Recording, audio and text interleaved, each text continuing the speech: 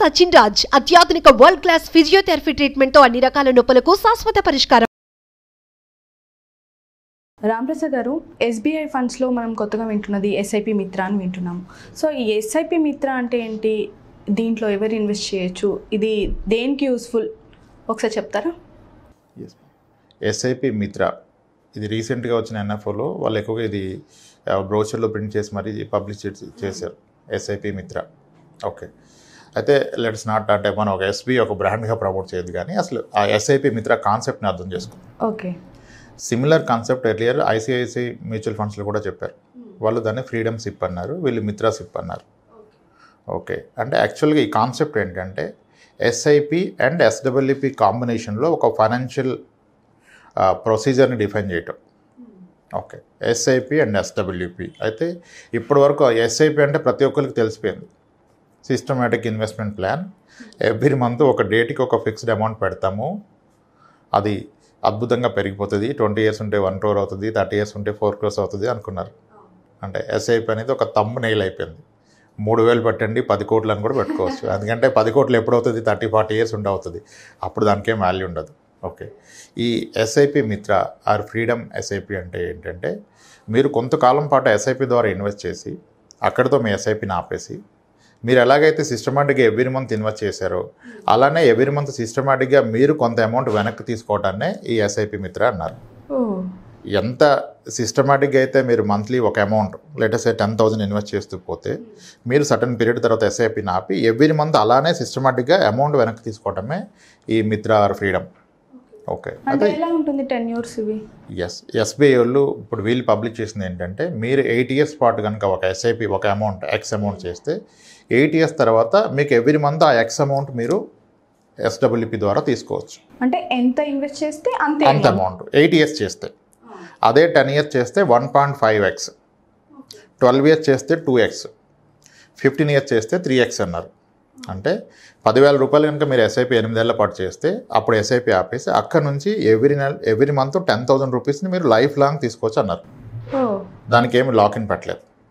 Okay, similarly మీరు 12 years పెట్టినట్లయితే 2 times, 10 years అయితే 1.5 times, 15 years అయితే 3 times. అంటే ఈ 15 years దాన్ని తీసుకుందాం మనం ఎగ్జాంపుల్గా. అంటే ఇప్పుడు ఏమంటున్నారు, మీరు నెలకి 10,000 రూపాయలు ఎస్ఐపి పెట్టిన పక్షంలో 15 ఏళ్ల పాటు ఇది కంటిన్యూ చేస్తే అప్పుడు ఎస్ఐపి ఆపేసి ఎస్డబ్ల్యూపి ట్రిగ్గర్ చేసి మంత్లీ 30,000 తీసుకుని అంటున్నారు. అంటే గ్యారంటీ 30,000 ఎవ్రీ మంత్ పెన్షన్ లాగా తీసుకోమని చెప్తున్నారు, విచ్ ఈజ్ గుడ్ కదా.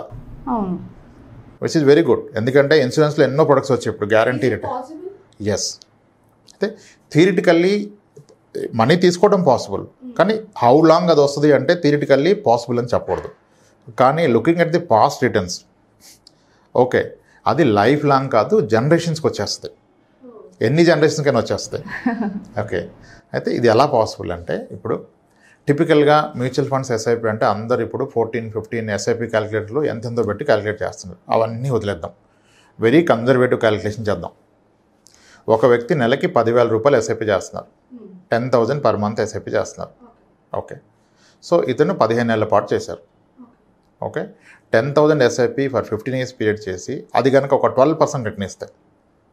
12% is a conservative return in the diversified equity fund. It's an equity fund, something like flexi cap, multi cap fund అనుకోండి. 12% తీసుకోవచ్చు, ఎందుకంటే మనకి లార్జ్ క్యాప్ ఫండ్స్ కూడా 11% ఇచ్చాయి 15 years average return. So multi cap డెఫినెట్గా 12 వచ్చే అవకాశం మాత్రం ఉంది. Okay, in case 10,000 rupees per month ఎస్ఐపిని 15 years పాటు కనుక మీరు పెట్టగలిగినట్లయితే దాని వాల్యూ అట్ 15% గ్రో అయితే ఇంచుమించుగా 49.5 lakhs అవుతుంది. అంటే అరౌండ్ రౌండ్ ఫిగర్ 50 lakhs అనుకోండి. ఇప్పుడు ఏంటి, ఆ రోజు మీరు ఎస్ఐపి ఆపేశారు. ఎస్ఐపి ఆపేస్తే మీ మ్యూచువల్ ఫండ్ అకౌంట్లో 50 లక్షల రూపాయలు జమ కూడింది. మీరు రిడెంప్షన్ కొడితే 50 లక్షలు మీ అకౌంట్కి వస్తాయి. ఇప్పుడు వీళ్ళు చెప్తున్న కాన్సెప్ట్ ఏంటి, అప్పుడు మీరు ఆ అమౌంట్ తీసుకోవద్దు, దాన్ని అలాగే ఉంచి దాని నుంచి నెలకి 30,000 రూపాయలు ఎస్డబ్ల్యూపి ట్రిగ్గర్ చేయండి అంటున్నాడు.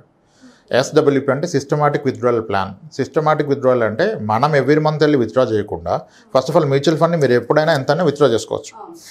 అలా మీరు చేయకుండా సిస్టమాటిక్ ఒక రిక్వెస్ట్ ఇవ్వండి, ఎవ్రీ మంత్ 30,000 ఇవ్వండి నాకు ఎవ్రీ మంత్ ఫస్ట్ కానీ. సో దట్ ఎవ్రీ మంత్ ఫస్ట్కి 30,000 ఇస్తాడు. 30,000 ఎలా ఇస్తాడు, అక్కడ యూనిట్స్లో 30,000 వర్త్ యూనిట్స్ అమ్మిస్తాడు. ఇక్కడ ఫస్ట్ ప్రికాషన్ ఏంటంటే మీరు ఎస్ఐపి చేస్తున్న టైంలో మీరు పెట్టేది ప్యూర్ ఈక్విటీ ఫండ్. ఎస్ఐపికి ఎప్పుడు most volatile, most aggressive pure equity ఫండే కరెక్ట్. ఎప్పుడు మీరు 15 ఇయర్స్ ఉంటాయి.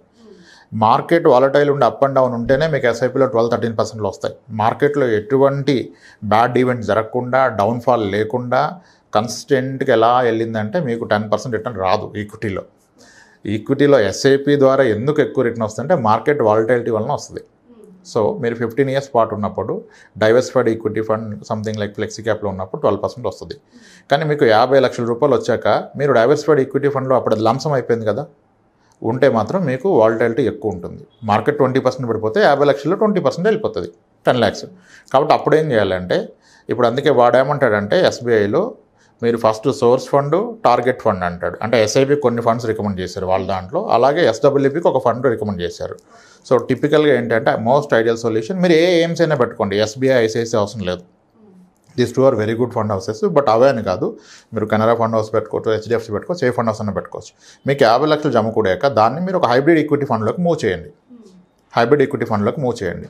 హైబ్రిడ్ ఈక్విటీ ఫండ్ అంటే that is a combination of debt and equity. Debt and equity వల్ల మీకు రిస్క్ కాస్త తగ్గుతుంది, రిటర్న్స్ కూడా కాస్త తగ్గుతాయి. Let's assume hybrid equity funds హిస్టారికల్గా ఇప్పుడు చాలా ఎక్కువ రిటర్న్ చూపిస్తున్నాయి. 10 years క్యాగర్ కూడా 12, 13, 14.75 ఫండ్స్ కూడా ఉన్నాయి. 10% ఇస్తుంది అనుకోండి. ఇప్పుడు 50 లక్షల రూపాయలు ఉంది, మీరు దాన్ని హైబ్రిడ్ ఈక్విటీలో పెట్టారు. గోయింగ్ ఫార్వర్డ్ అది ఆన్ అన్ యావరేజ్గా ఇయర్లీ ఒక 10% ఇస్తుంది. ఇప్పుడు ఈయన ఏమన్నాడు, మీరు 10,000 ఎస్ఐపి చేస్తే 30,000 తీసుకోమన్నాడు. అంటే 50 lakhs మీద 30,000 per month. 30,000 per month అంటే which is around 3,60,000 per year. అంటే ఆల్మోస్ట్ మీ 50,000 మీద ఒక 7.2% per year తీసుకోమన్నాడు. అంటే రౌండ్ ఫిగర్ అనుకోండి, మీ ఆ రోజుకి ఉన్న అమౌంట్ 50 lakhs మీద 7% per year తీసుకుంటున్నారు. కానీ ఇందాక మనం అనుకున్నట్టుగా అక్కడున్న ఫండ్ ఏమో 10% per year పెరుగుతుంది. సో 10% పెరుగుతున్నప్పుడు మీరు 7% తీసుకుంటే మీ మనీ తగ్గదు కదా. అవును, మీ మనీ ఎప్పటికీ తగ్గదు. అయితే ఒకవేళ మార్కెట్ క్రాష్ అయిపోయింది, 50 lakhs మీరు జమ చేశాక మార్కెట్ ఈజ్ కరెక్టెడ్ బై 45% అనుకోండి. Let's say worst case 59% fall అయింది అనుకోండి. ఇప్పుడు 2008లో 2009 మార్చ్లో Sensex is down by 59%. 22,000 Sensex has come to 8,400. అటువంటిది ఇంకో ఫాల్ వచ్చింది అనుకోండి. అప్పుడు ఏమవుతుంది, మార్కెట్ 50% పడితే మీరు ఈక్విటీ ఫండ్లో ఉంటే మీ ఫండ్ కూడా 40% పడుతుంది. కానీ మీరు హైబ్రిడ్ ఫండ్లో ఉన్నారు, హైబ్రిడ్ ఈక్విటీ ఫండ్లో. సో ఇది ప్రాబబ్లీ ఒక 25% పడుతుంది. ఓకే 20 or 25, 30 పడుతుంది.